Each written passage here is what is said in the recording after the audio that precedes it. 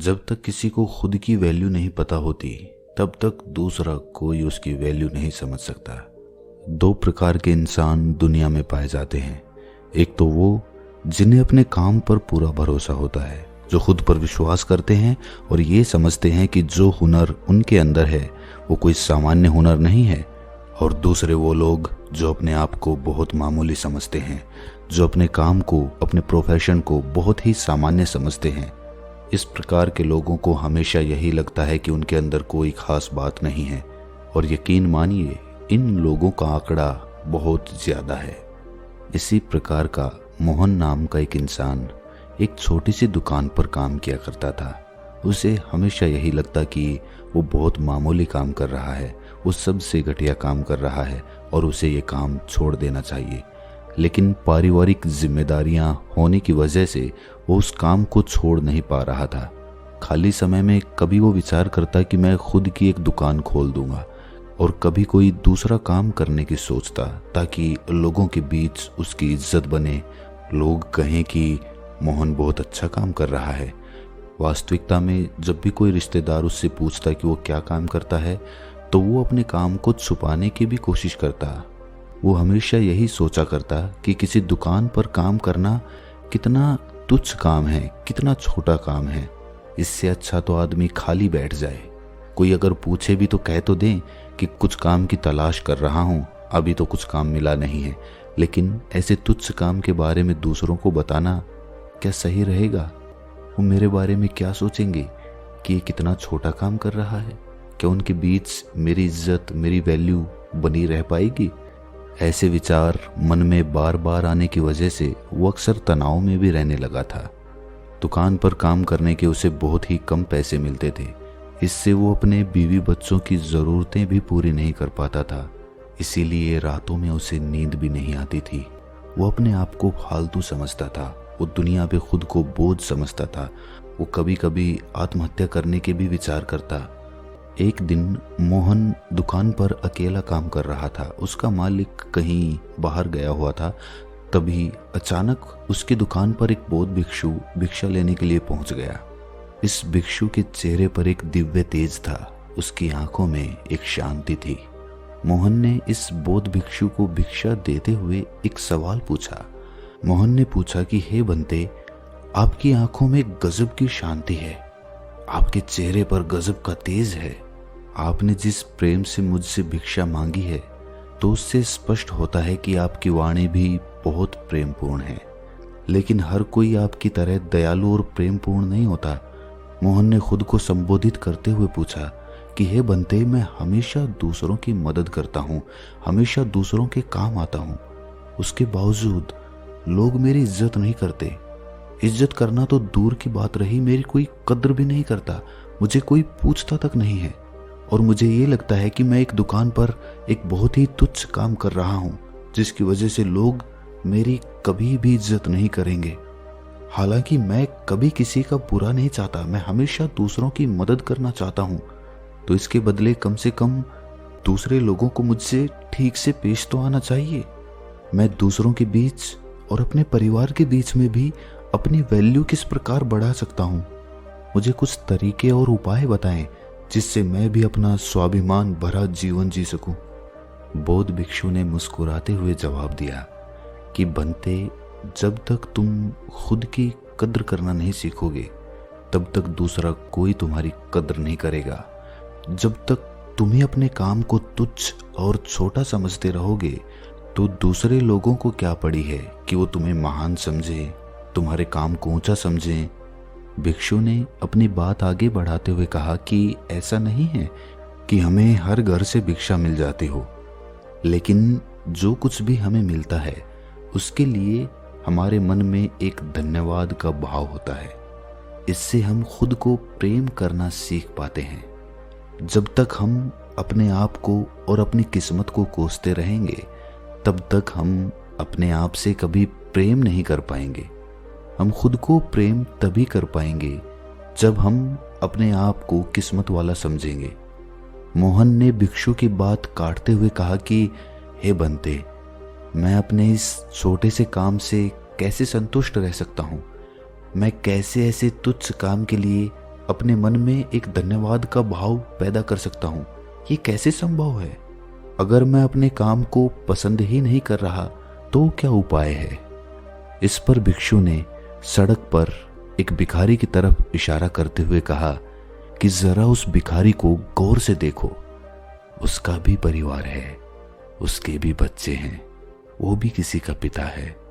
लेकिन अगर तुम महसूस करो तो तुम्हारी नजर में वो तुमसे भी ज्यादा तुच्छ काम कर रहा है, तो तुम तो उससे बेहतर हालात में हो।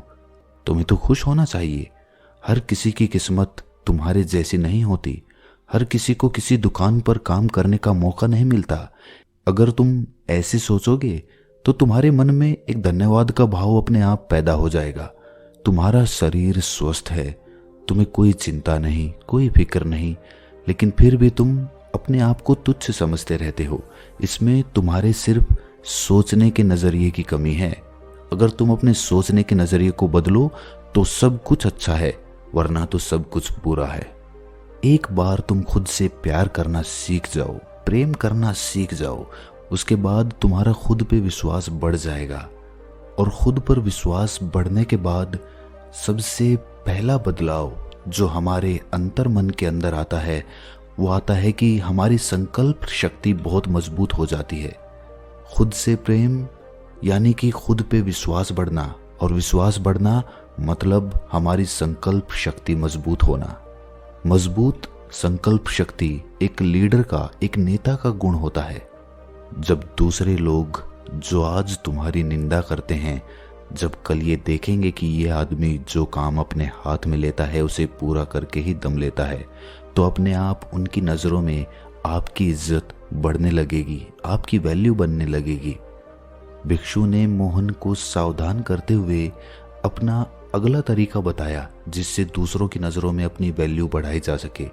उन्होंने कहा कि अच्छाई करना, दूसरों की भलाई करना अच्छी बात है, लेकिन हर समय अगर आप किसी के लिए मौजूद रहेंगे तो वो आपकी ज़रूरत कभी समझ नहीं पाएगा। कोई आपको गंभीरता से नहीं लेगा। सब तुम्हारा फायदा उठाकर तुमसे अपना काम निकलवाने के लिए योजनाएं बनाते रहेंगे, जिससे बाद में तुम्हें दुख होगा, तुम्हारे मन को तकलीफ होगी। इसीलिए पहले से ही सचेत हो जाओ। हर किसी के लिए हर समय उपलब्ध मत रहो।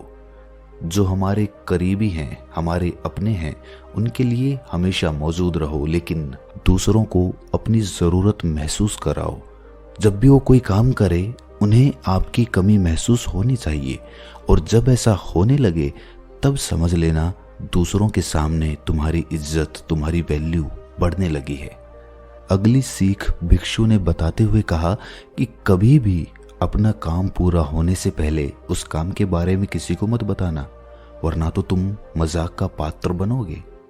कुछ लोग काम पूरा होने से पहले ही डींगे हाँकने लगते हैं। कुछ लोगों की तो आदत ही होती है लंबी लंबी डींगे हाँकने की। पहले वो बहुत लंबी लंबी डींगे हाँक लेते हैं, और जब काम पूरा नहीं होता तो दूसरों के सामने शर्मिंदा होना पड़ता है। लेकिन अगर आप ऐसा करेंगे तो दूसरे लोग आपको गंभीरता से क्यों लेंगे? चुप रहकर बिना किसी को बताए निरंतर खामोशी में अपने लक्ष्य पर काम करते रहो, और एक दिन वो भी आएगा जब आप अपने लक्ष्य को पा लेंगे। उसके बाद लोगों को अपने आप ही पता चल जाएगा। अपनी बात को जारी रखते हुए भिक्षु ने बताया कि अपनी झिझक को दूर करो, अपने डर को दूर करो। अपनी झिझक और अपना डर दूर करने का सिर्फ एक ही तरीका है कि तुम उसका सामना करो। अगर अनजान लोगों से बात करने में हिचकिचाहट होती है तो उनसे जबरदस्ती बात करने का अभिनय करो, और अभिनय करते करते एक दिन वो भी आएगा जब आपको किसी से कोई झिझक नहीं रहेगी। आप किसी भी अनजान आदमी से बेधड़क बात कर पाओगे। जब दूसरों के सामने बिना किसी डर और बिना किसी झिझक के आप अपने विचार रखेंगे तो दूसरे लोग आपकी स्पष्टता की, आपकी निर्भीकता की अपने मन में तो जरूर तारीफ करेंगे। भिक्षु ने मोहन को सावधान करते हुए कहा कि याद रखना, घमंड यानी कि अहंकार की तलवार बहुत बारीक होती है। वो कब तुम्हारी गर्दन काटेगी तुम्हें पता भी नहीं चलेगा। भौतिक जीवन में कुछ उपलब्धियां हासिल कर लेने के बाद कुछ लोगों को अहंकार हो जाता है। हो सकता है वो अहंकार आपको नजर ना आए, लेकिन दूसरों को वो अहंकार महसूस हो जाता है। इसीलिए जब तक आप सामने रहेंगे तो आपके ओहदे की वजह से वो आपकी इज्जत करेंगे, आपके सामने आपकी बड़ाई करेंगे, लेकिन आपके पीछे से वो आपको अहंकारी और घमंडी बताने लगेंगे। इसीलिए खुद का निरीक्षण करते रहें। कहीं कोई उपलब्धि हासिल करने के बाद हम अहंकार से तो नहीं भर गए, कहीं हम अपने से छोटे ओहदे वालों के साथ गलत तरीके से तो पेश नहीं आ रहे। इस बात का निरीक्षण आध्यात्मिक उन्नति के लिए बहुत जरूरी होता है, क्योंकि आध्यात्मिक उन्नति में आदमी का अहंकार या घमंड ही सबसे बड़ा रोड़ा होता है। अपनी बात समाप्त करते हुए भिक्षु ने आखिर में कहा कि हम सब लोग समाज में रहते हैं, हम सब सामाजिक हैं। इसीलिए समाज के लोगों के साथ वक्त बिताना, उनकी मदद करना, उनके सामने अच्छे से पेश आना, ये सब बातें समाज के सामने तुम्हें एक बहुत ही इज्जतदार इंसान के तौर पर पेश करती हैं। इसीलिए अपने समाज से, अपने समाज के लोगों से हमेशा जुड़े रहो, कुछ ना कुछ वक्त उन्हें जरूर दो। अपनी भिक्षा का पात्र संभालते हुए बौद्ध भिक्षु ने मोहन से जाने के लिए आज्ञा मांगी। इसी के साथ मोहन को भी अपने सवालों के जवाब मिल चुके थे। आखिर में आज मैं आपसे ये नहीं कहूँगा कि इस चैनल को सब्सक्राइब करिए, बल्कि मैं चाहूँगा कि आप ये वीडियो उस इंसान के पास भेजें जिसे इसकी ज़रूरत है। इसी के साथ मैं भी आपसे विदा लेता हूँ। फिर मिलते हैं किसी अगली कहानी में। तब तक के लिए अपना। जब तक किसी को खुद की वैल्यू नहीं पता होती, तब तक दूसरा को